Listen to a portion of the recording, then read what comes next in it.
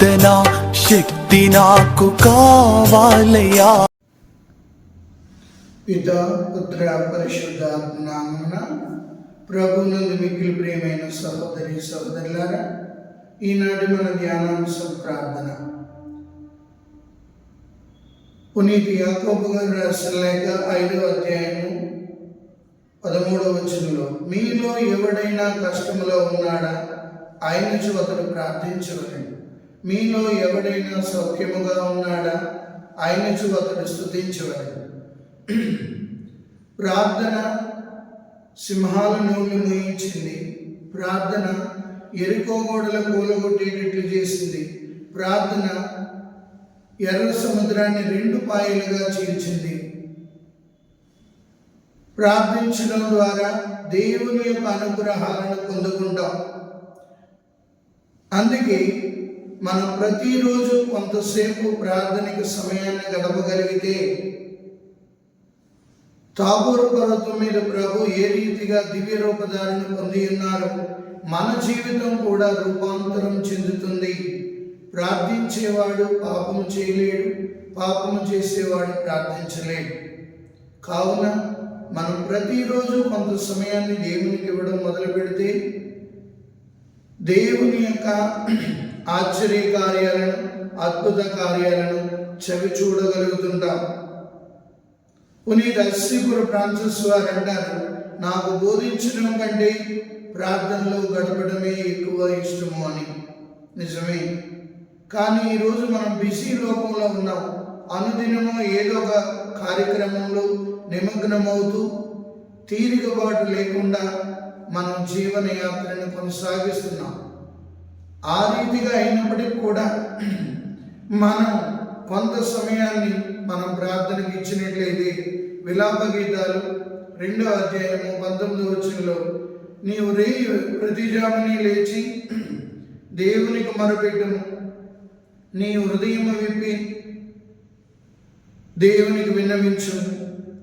ఎప్పుడైతే మనం ప్రార్థనా జీవితాన్ని అలవర్చుకుంటామో మన జీవితంలో దేవుని యొక్క కరుణను పొందుకోవడానికి సిద్ధంగా ఉంటాం. అందుకే పునీత పౌరుడు ఫిలిప్పీయులకు రాసిన లేఖ 4వ అధ్యాయము 6వ వచనంలో, మీరు దేనిని గూర్చి విచారింపడు, మీకు ఏది అవసరమో దానిని ప్రార్థనలో అర్థింపుడు. కాబట్టి మన చింతలు బాపేది ప్రార్థన, మన సమస్యలను తొలగించేది ప్రార్థన, మనకు దేవుని యొక్క అనుగ్రహాలను పరలోకం నుండి భూలోకానికి తీసుకువచ్చేది ప్రార్థన. మన పునీతుల జీవితాలన్నీ చూసినట్లయితే ఎంతో సమయాన్ని ప్రార్థనలో గడిపి దేవుని యొక్క అనుగ్రహం పొందుకున్న పునీతులున్నారు. ఉదాహరణకు చూసినట్లయితే పునీత ఫ్రాన్సిస్ షౌరి వారు రాత్రంతా శిలువ ముందు ప్రార్థించి వేకువజామునే లేచి వేకువజామునే వీధుల్లోకి వెళ్ళి 1 గంట ఒక శిలువ పట్టుకుని పిల్లలకి బోధించడం, ఆ రీతిగా అనేక మందిని దేవుని మార్గంలో నడిపించగలిగి ఉన్నారు. కావున మన అనుదిన జీవితాలలో ప్రార్థించడం తప్పనిసరిగా అలవాటు చేసుకోవాలి. ప్రభువే పగలన్నీ ఎన్నో పనులు చేసిన వేకువజామునే ప్రార్థించేవారు. మార్కు శుభవార్త 1వ అధ్యాయము 35వ వచనంలో, ఆయన వేకువజామునే లేచి నిర్జన ప్రదేశములకు పోయి ఏకాంతముగా ప్రార్థించింది. కావున ఈ బిజీ లోకంలో ఉన్న మనం, నిరంతరం సమస్యలతో సతమతమవుతున్న మనం, నిరంతరం శోధనలతో యుద్ధం చేస్తున్న మనం ప్రార్థన అనే ఆయుధాన్ని ధరించినప్పుడు ఆ ఆయుధం ద్వారా మనం అనేక సాతాను శోధనలను పారత్రోలవచ్చు, అద్భుత కార్యాలను చూడవచ్చు, ఆశ్చర్య కార్యాలను చూడవచ్చు, దేవునితో సత్సంబంధాన్ని నెలకొల్పుకోగలం.